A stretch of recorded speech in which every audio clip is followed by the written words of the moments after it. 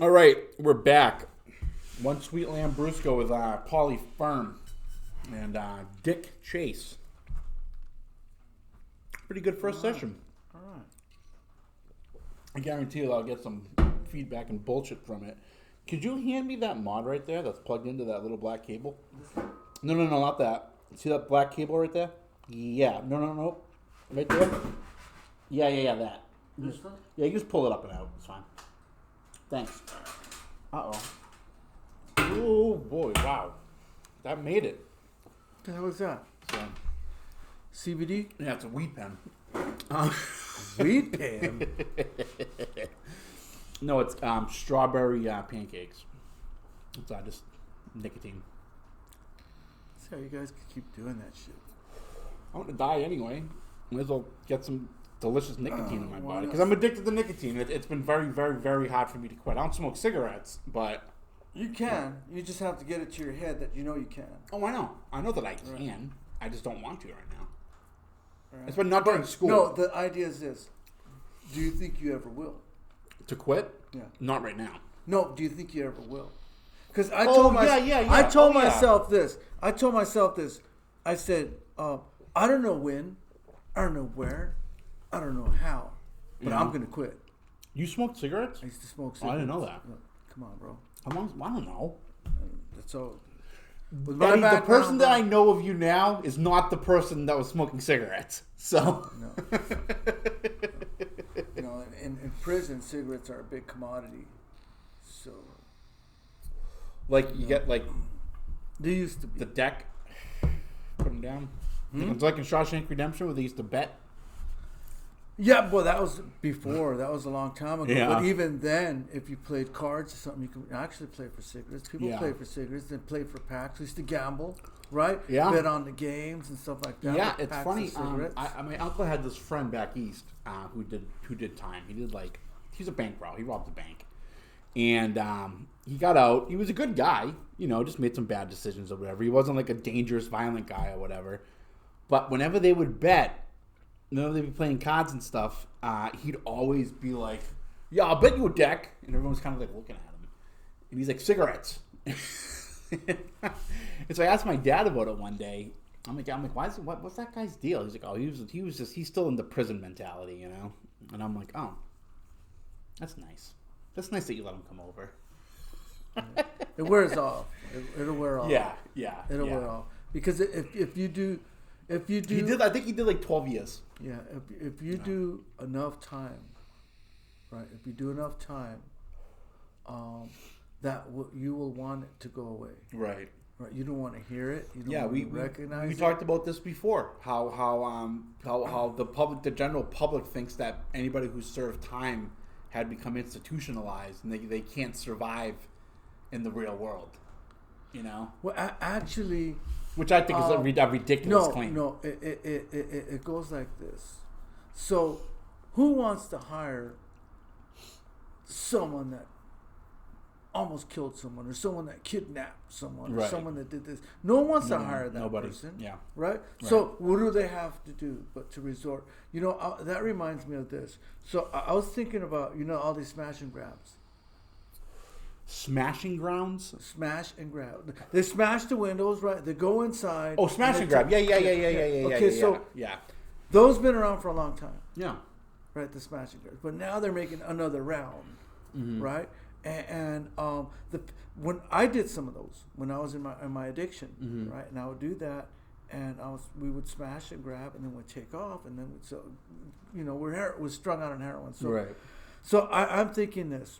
So today in this day and age, the kids, so like all the things that are in the port, all that's money. Yeah. You talking about the Port of Los Angeles, Port of LA? That's millions, possibly billions of dollars. Oh, yeah, infrastructure over there. Oh, yeah.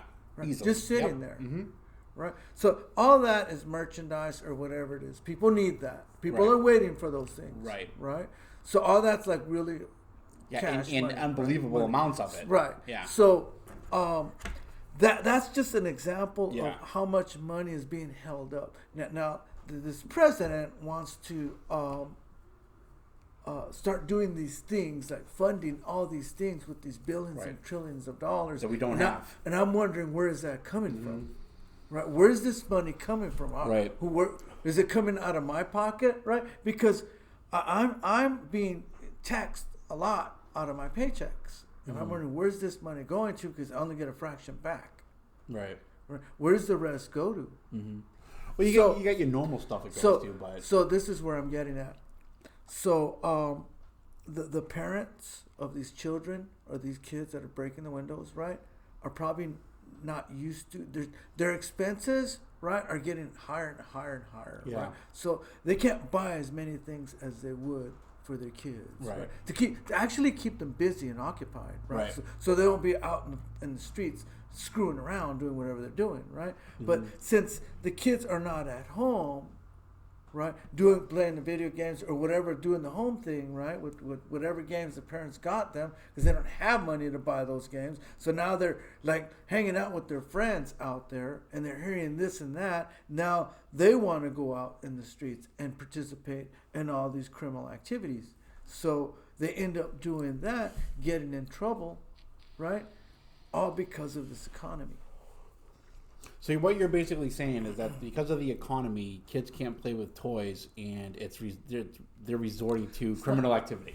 Well, not toy. Well, their brain is not being stimulated the way it should be. Yeah. Right? I was kind of just simplifying what you were saying. Like, so basically, like, now that the means aren't there, that they're resorting to more radical behavior.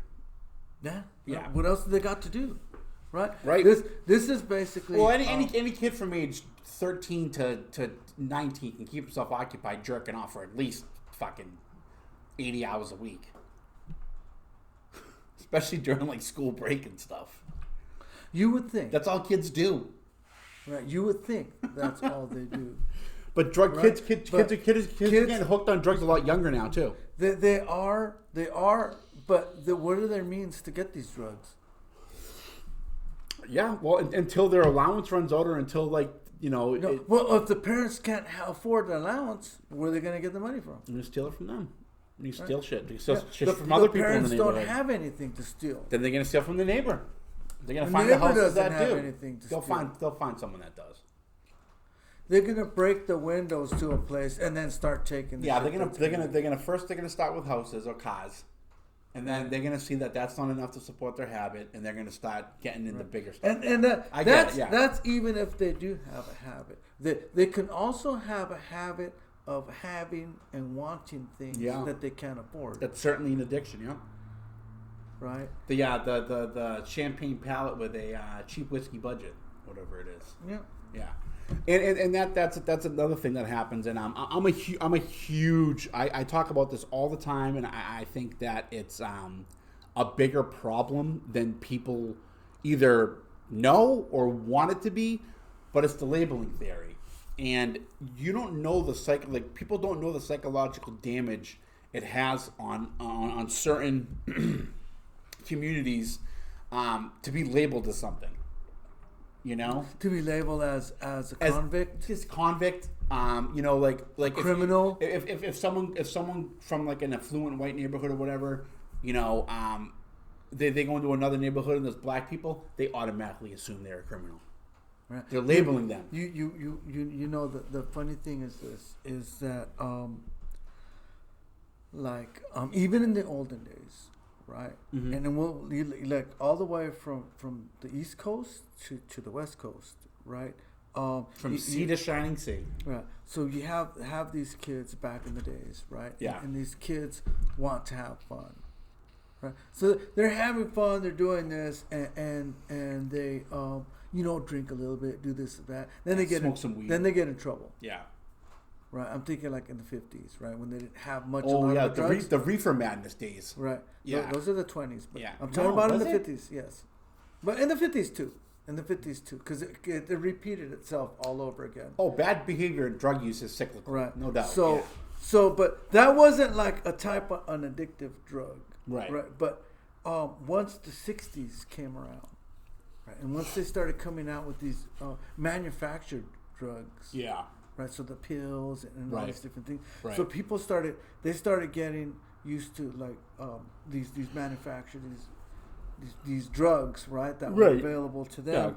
Yeah. So you're talking about like barbiturates and like quaaludes and shit. Right. Yeah. So let's take the person that ends up, and I could use myself an example, but there's a lot of people just like me. But the person, the guy, right, or the woman, right, they get strung out on heroin, right, and they end up resorting to criminal activity. Sure. And they end up in the gears of the prison system. Okay, yeah. So you get stuck in the gears of the prison system. I see what you're saying, yeah. So now you're stuck in these gears in the prison system, and basically in there you get caught up. Like there's a couple of movies that they came out with, like one of them was like Felon and this and that. Seeds. Well, you ever seen Felon? No.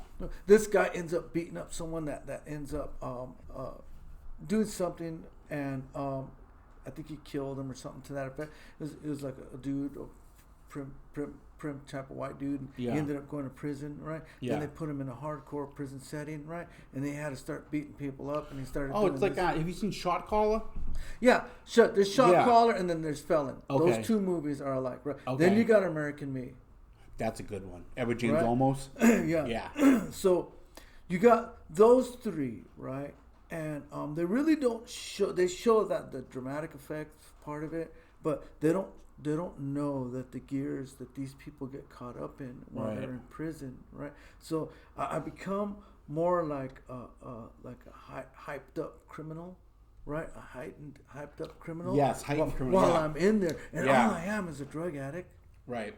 Right. I don't know, but I got nothing else to do. But so if I have to, I invest myself right into this movement, right? That I'm exposed to, right? Because I think I can participate and make it better, right? We can do this better, right? So you get caught up in that, right? And now you're stuck, right, in the gears of the prison system, because you get out. You start using drugs, and you don't know anything else. Right. Right. It's part of what you're saying is that, like, okay, yeah, you got locked up for narcotics and drugs and stuff. Like, you're not like a hardened, violent criminal, but in these gears you're stuck in you're surrounded by these hardened, violent criminals, and you're kind of in a way forced to become like a hotter type of person. You become a product of that environment. Yeah. Right. And the penal system, right? The California penal system, at that time, the thing was this, and they're barely catching up to this. So in the 80s and 90s, it was about war on drugs. Right. Right. Reagan. So, yeah. So instead of helping these people out, they started locking them up. Right. So the people that had used the most drugs are the ones that are going to be in prison the most, right? So there's a population boom in there, right? So the bigger the faction of whatever creed, color, or race that's in there, whatever culture is in there, that's the biggest, is the one that's going to rule the entire system. Okay. Right. So these factions of these cultural people, right, end up getting more and more and more. So the more people that are in there, right, the more things that happen in there in prison. Right. So this movement gets like twisted and out of hand. Yeah. Right. And it's like an octopus, right? So it starts reaching out into out here into the streets. It's getting a hold of everybody. Yeah. Right. And so and then it moves. It gets bigger and bigger, and then it gets more wilder and wilder, right? And so, and it all starts because they wanted to start locking a lot of these people up, right? Because of the drugs, because of the criminal activity behind the drugs. And isn't prison supposed to be there to rehabilitate the person? No. Okay. But no. Is that what the intention was? No. So it was never that. No. They say that. That's what I'm saying. They say that. Right? They really want to say that, but like if I came up to you, right, and I shot you, right, and almost killed you, sure, right, are you gonna say, "Oh, I want this guy to be rehabilitated because I want to see him make it"? No, because I'm not, for one, that nice of a guy. and I don't have the kind of you want me to be punished, right? To the full extent. My mind, I want you to rehabilitate him. Give him a couple years, then let him out. I'll finish it. That's my thinking. Now I've become that sick thinking, that criminal thinking, because I almost got killed. What about the person that's not you, right? And he's gonna say, you know what? Lock that guy up and throw away the key. Let him rot in there. Yeah, then you got to deal with the person's family. So you're not saying, put him in prison and educate that guy and help him out and give him the finances. See, some people do think like that, though. Some people do want that. Well, because this is the confusing part, right? Because hell yeah, to the guy that's molesting kids and doing that shit, they need to die. Right, to be honest with you, I don't like those people. I don't like it right? They need to go. Yeah, right? They need to be off this planet, right? But as far as the other people, right, the ones that just like that dude in Wisconsin. Oh, the Rittenhauser guy? No, not him. Who else was it? Was not the Wisconsin guy? He drove into a crowd in a Christmas parade, right? Okay, yeah. And crashed into a bunch of people. He killed 7 people. Yeah. Right, and they say he was swerving to hit these people. I don't know, I wasn't there, but let's say he did. He was. Yeah. Right, and his intention was to kill people. So it's like rehabilitate that guy. No, you can't, but in a way, yes, because you could always counter argue. No, you can fix mental illness. You can get it right. No. This is so. They at a long time ago, they didn't divide the maliciousness of human behavior. Yeah. Right? So what they did was, if you have bad behavior, right, we need to help you get it corrected by sending you to prison. Mm-hmm. Right? And it's not what kind of behavior, right? Like as a result of drugs or anything like that, right? You're just a criminal and you need to get the hell off the streets. Right. Well, if you would address the nature of my problem, right? You would see that I'm not like this person over here. That's heinous, right? And malicious, right? Right. He just likes to hurt people because he has an evil streak in him, right? Me, I resort to criminal activity because I need to fuel my drug addiction, right? And people end up getting hurt along the way, right? Mm-hmm. So if my drug addiction, if I get help, right? The problem is a lot of these people don't get help. Yeah. Right. They don't know that the help is out there. Right. Well, I think everybody knows it's there, Eddie. Well, no. The people want more like a cure. Yeah. Right. That's what I'm thinking. With technology, more than a solution nowadays. Exactly. Yeah. Exactly. Hold on one sec. I'm sorry. Yeah. No. I absolutely get it. I think that people. That's kind of what I was talking about the other day with a friend of mine. I was thinking like. People like when that Rittenhauser guy got found innocent, all these stupid white people were going online and saying that the judge was in the KKK, like everyone's racist. I'm like, dude, the guy shot other white people. Like that's the problem I have with this generation is that people will take to Twitter or take to Facebook or Instagram or whatever the platform is and say things for the impact they're going to have rather than, saying something that's actually intelligent and meaningful. Because you got all these idiots that think they have a solution to a problem and they don't know what the fucking problem is. You're right, absolutely. So the kid was 18. Yeah. He has a right. He has a right to bear that arm that he had. But is that state an open carry state? Right. So I believe it was. Okay. Let's say that it was for argument. An open carry, right? So he's using that for his own personal protection, right? Mm-hmm. Now his first mistake, right, was to go out there with a weapon in the first place, right? So basically, what they're saying is you're like inviting this to come upon you, mm-hmm. right? But in his little kid, 18-year-old mind, he's not thinking of that. He's not a fucking adult. He can't think of that. Right. He doesn't know. Yeah. Right? Because if people were smart enough, they would know that between the ages of 22 and 25 is when the prefrontal cortex starts developing mm-hmm. and maturing, where a person will know the difference between this or that. But at that age, though, you know that's wrong. No, this is what I'm saying, right? You're saying you know it's wrong. There's a difference between knowing what really is wrong. If I'm able to carry a rifle, right, out in public, right, I'm not thinking about shooting anyone, right? I'm not saying, hell yeah, I'm getting ready to blast someone, right? I'm The out American there. dream. I'm out there, right? Yeah. It's not purge, right? So I'm out there just strapped up. You know, maybe I am scared about what's going to happen. I want to be out there. That was his mistake. He shouldn't have went out there. Right? But he did. Yeah. Because he has the right to go out there. He can go out there. Everybody else is out there. Right. Right. Now, what other people did, right, was probably seeing that, look at this kid. Who the hell does he think he is? I'm going to take that shit away from him. Right. Right? So they're scaring the fuck out of him. Right. What does he think he's going to do? He's going to fucking shoot his ass. Right. Because he's scared as fuck. Right. Right. So that was one of the things that people don't want to recognize. Right. And another thing people don't want to recognize about that case, and this is one of the most downplayed things about it, with all the other like media hype going on. That kid, his defense team built a fucking solid case. Like, that dude literally got the best defense money can buy, like, from the lawyers he had.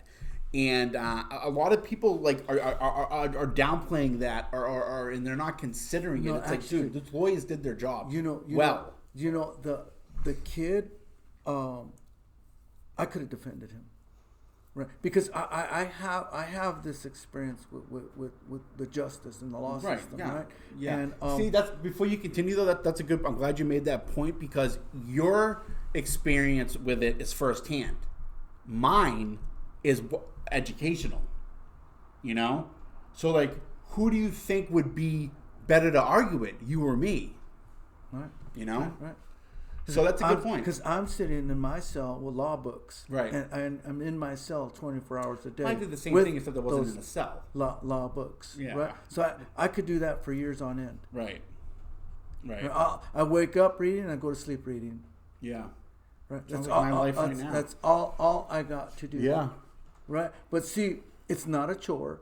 Right. Right. It's not something that I'm trying to get a degree with. Right. Right. It's something that's really inspiring me to go in. And deeper. you're reading it because at that point you've developed a passion for it. Well, because my life is on the line. Right. And in my case, it's like, oh, I better do this, or I'm not going to get a job, or I'm not going to get, this diploma. I'm just going to get it done. Yeah. Yeah. So this is, my life is on the line. I need to study all of these things. Right. So in reality, right, the kid, right, actually, in all honesty, bro, and I believe this, right, and I don't believe a lot of things, right, that go on this planet, right? Yeah. But I seen that kid. He's scared, bro. Yeah. He's scared. I don't think he'll ever do this ever again. Oh no. Right? He will never do that again. He might even get rid of all the guns that he ever had. Right? But then again, he might. I got off. I got away with it. But who's to say? By the because technical word of what happened, he got away with it. So he may do it again. With what though? He got away with shooting people. And but why did he shoot people? But that's the thing. We don't know what his true intentions was. Right. So I'm not going to speculate. If you don't know what his true intentions, you can't say that he did it intentionally. Yeah, and you can't say that he won't ever do it again. Right. You know? No, I can't. I said, but the chances are. Yeah. He probably won't do it again. I tend to agree with you. Right. Because see, I could have continued my life of criminal activity. I could have kept going on and on and on and on.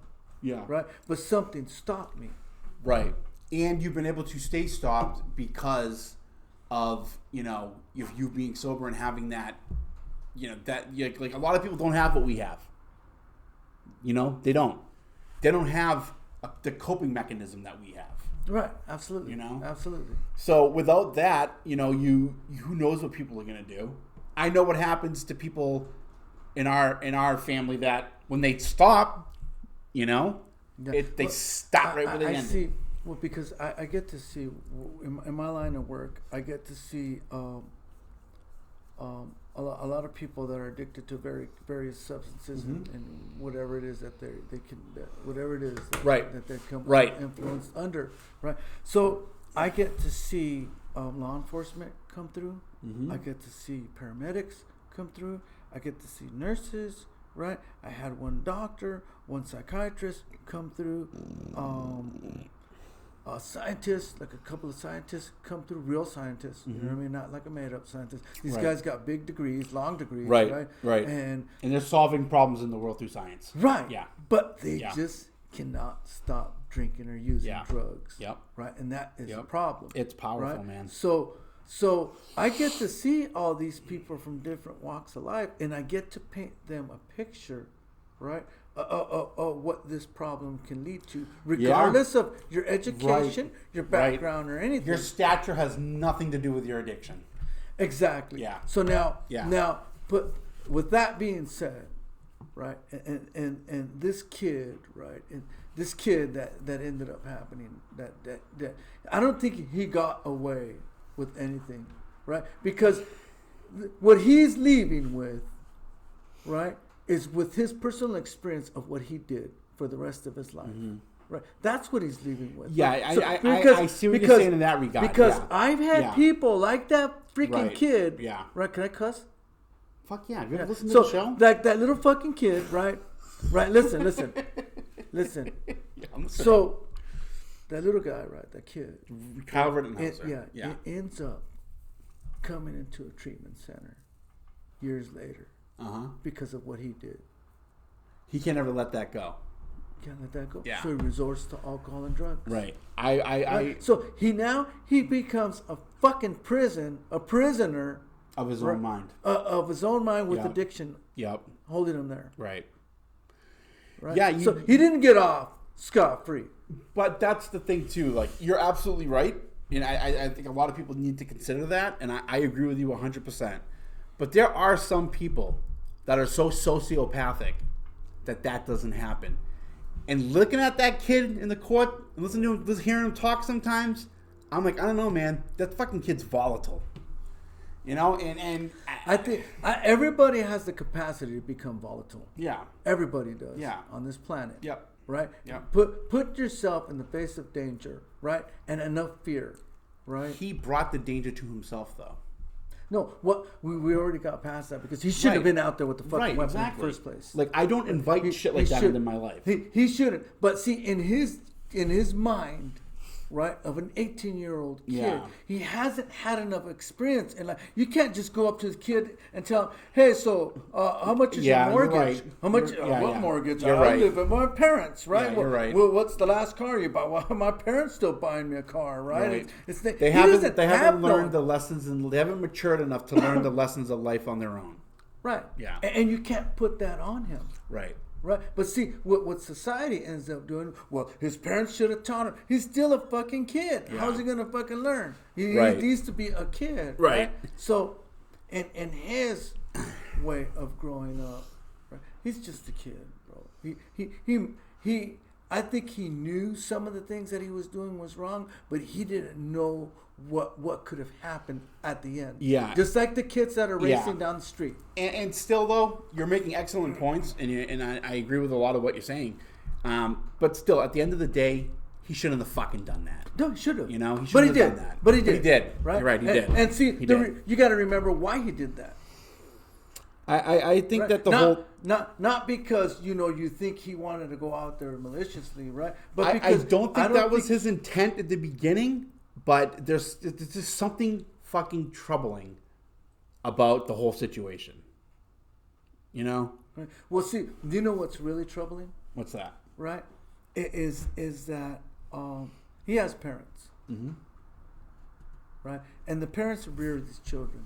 Yep. Right? Because if he was my son, right, I'll tell him, son, you're not going out there with that thing. Right. We're using that for hunting. Right. We don't take rifles into the street. Right. Right, we're not going to do especially in this day and age. Especially in this day and age. Yeah. Right. So whatever his parents fostered into him, right? Maybe his dad is like one of those type of guys. Maybe his dad's a complete fucking psycho. Has Well, who knows? Right. Maybe his dad is okay with that. You need to defend yourself, son. Here, take extra clips. That's psycho behavior. Just be, But I'm telling you, that this is a reality. There's people really like. No, I know this, that. You I know that. And but this is a result of bad parenting, right? So there's a difference between smart parenting and bad parenting. Yes, there is. So you need to use more intelligence, right? And rearing your child, right, than believing what you think is wrong or right. And you also need intelligence. You also need to let. There needs to be a point. And this is where intelligent parenting comes in. Parents need to understand that you have to let your kids make some mistakes on their own to learn. This fucking ain't one of them. This ain't one of them. No, this is not one of them, dude. This is not one of them. This is not one of them. All right. Well, this has been great. This has been fucking awesome. I love how like every time we record together, the first part of the podcast is a little goofy, little just free flowing whatever. But this second half of this conversation has been great, and you've actually helped me understand a few things that I was kind of not really considering with this case and stuff. And you're right. He's a kid. He had the right to have that gun. Who really knows what the parenting was like, and who knows, what this kid was going through? We'll never really know, probably. But you'd made a very good point about the prison that kid may have built in his mind. And you're right. You could see him at your job someday. Who fucking knows? But ultimately, the opinion I have on that whole case is one. I don't know enough about it. I'm so consumed with school right now that a lot of these news stories are I know of them, but I haven't really taken the time to listen to them. And you could be completely right. You could be completely wrong. I could be completely wrong. Only person who really knows what was going on that day is him. Absolutely. And people who are, ripping apart the judicial system on social media and bringing race into this. It's just that's what really, at the end of the day, really, is upsetting, is that these people they're just not gonna white people don't realize how big of the problem they are. They don't. Like with all the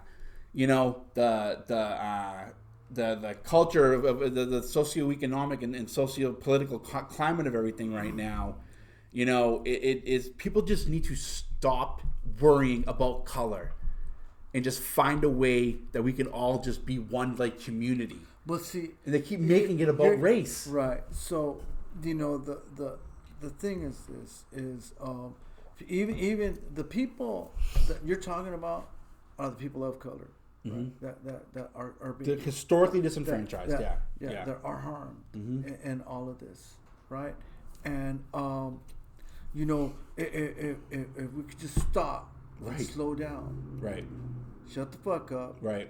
And listen for once, exactly, instead of debate, exactly, and say no, this and that, right? But see, everybody has a right to feel the way they feel. The guy with the rebel flag has a right to floss his rebel flag in his 4x4, right? Yeah. So he could do that. Right. Just like the liberal has every right to drive around in his Prius with a Nancy Pelosi for president sticker. Right.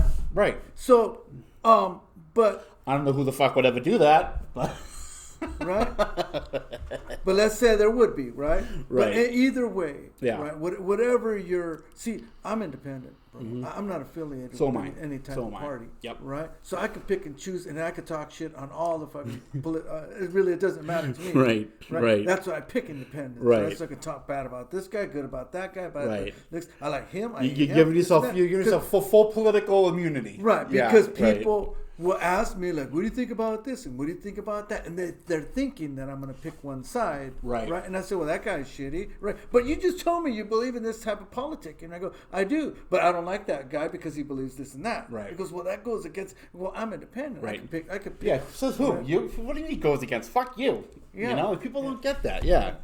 And I've been especially it's always been I've been in the throes of some very maddening things in school because, the school that I go to, Syracuse. I go to the Maxwell School at Syracuse, and that's the number one ranked school in the country for what I'm studying. And it's also one of the most liberal schools in the country. And, and at times it's frustrating because I don't agree with what my professors are saying. And we definitely have free right to, to challenge our professors and stuff. And it's just so exhausting because I know this dude is so much more intelligent than me. And they're always looking for a debate, but it's like you said, yo, dude, we don't need a debate. We just need to agree that there's something wrong, and it's only going to get solved until we start listening to each other. Absolutely. And fucking drawing lines in the sand and picking sides and hating one race against another. Right. That's all we can do is just, do our part, and just be civil, good-hearted people. Yeah. Be decent humans. Well, man, it's been great having you here again. For those of you that enjoy our podcast, you can find us on the World Wide Web at www.zombieeaterspodcast.org. And our page for Two Sweet Lambruscos is the same thing, but /Lambrusco. You can follow us on Instagram at the ZE Podcast and at Two Sweet Lambruscos. You can follow us on Twitter at the ZE Podcast and at Two Sweet Lambruscos. You can listen to full episodes of the podcast directly from our website or on Spotify, Apple, Google, Pocket Bay, Breaker, and Pocket Cast. And if you think that you like the visuals better than the audio, go to our YouTube channel. It's ZE Podcast Presents Two Sweet Lambruscos. All the links are on every single page. And if you want to make your own podcast, I recommend using Rebel Radio's podcast platform. The owner, Mark Ansquith, is very approachable. They give you all the tools you need to make a podcast. And everything that you need is right through the Captivate page from Rebel Radio at captivate.fm. Get started today with a free sample. Go to Rebel Radio or captivate.fm and click sign up for free, and you get all the tools you need, including the Podcast Academy, which is a course that teaches you how to make a perfect podcast. Tell them Polyfirm sent you. They'll tell you to go fuck yourself. That's it. Right. That's all of it. One last thing. Final thoughts. All right. Go. This is I'm a philosopher, right? You should know this. Right? But just from talking to you, yes, I know you. The 3 Okay, years I've known you, yeah. So I have a saying, right? Mm-hmm. And this is something that I shoot to people, right? That they can maybe ponder and think about it. Okay. Right? And they need to stew in this, right? And it goes like this: how can my behavior lie as an act of denial? Ooh. Let me repeat that. I don't even want to think about that. How can my behavior lie as an act of denial? Mm-hmm. I like that. So you say that to people that you see in your job and stuff? Mm-hmm. Yeah. That's awesome. How can my behavior lie as an act of denial? That's awesome. I mean, I as someone who's been around for like almost 4 years now, I mean, I see where you're going with that, and I think that's a very existential question, and I think that people should not be able to answer that until, like if somebody tries to answer that in the first day or the first time they hear it, they're doing something wrong. I think that with growth and maturity, people will understand, what that question's really posing. That's my thought on it. I'm going to think about it some more, though. Yeah. All right, man. Well, it's great having you here. This episode will be posted within the next couple days. Everybody out there, please have a safe and happy Thanksgiving. Don't drink too much. If you do, get a designated driver. And remember that it's not only your life you're putting in jeopardy when you drink and drive, it's everybody around you. And with that, good night, Austin, Texas, wherever you are. Signing off. That was fucking awesome. That was awesome, dude. Austin, Texas.